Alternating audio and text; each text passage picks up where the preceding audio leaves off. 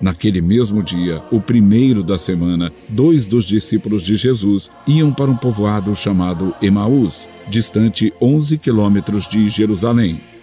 Conversavam sobre todas as coisas que tinham acontecido. Enquanto conversavam e discutiam, o próprio Jesus se aproximou e começou a caminhar com eles. Os discípulos, porém, estavam como que cegos e não o reconheceram. Então Jesus perguntou: "Que ides conversando pelo caminho?" Eles pararam com o rosto triste, e um deles, chamado Cleofas, lhe disse: "Tu és o único peregrino em Jerusalém que não sabe o que lá aconteceu nestes últimos dias?" Ele perguntou: "Que foi?" Os discípulos responderam: "O que aconteceu com Jesus, o Nazareno, que foi um profeta poderoso em obras e palavras diante de Deus e diante de todo o povo. Nossos sumos sacerdotes e nossos chefes o entregaram para ser condenado à morte e o crucificaram. Nós esperávamos que ele fosse libertar Israel, mas apesar de tudo isso, já faz 3 dias que todas essas coisas aconteceram. É verdade que algumas mulheres do nosso grupo nos deram um susto. Elas foram de madrugada ao túmulo e não encontraram o corpo dele.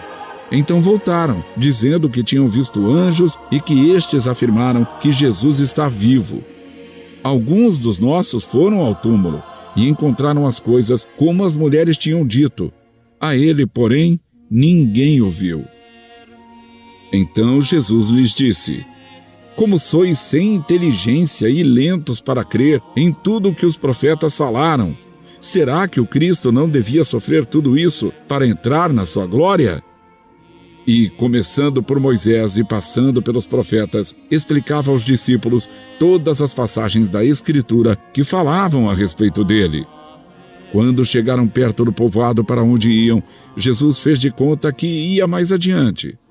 Eles, porém, insistiram com Jesus, dizendo: "Fica conosco, pois já é tarde e a noite vem chegando." Jesus entrou para ficar com eles. Quando se sentou à mesa com eles, tomou o pão, abençoou-o, partiu-o e lhes distribuía.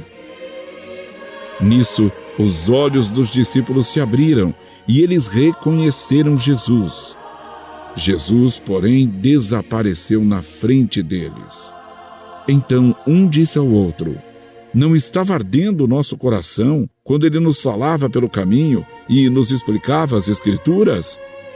Naquela mesma hora, eles se levantaram e voltaram para Jerusalém, onde encontraram os 11 reunidos com os outros.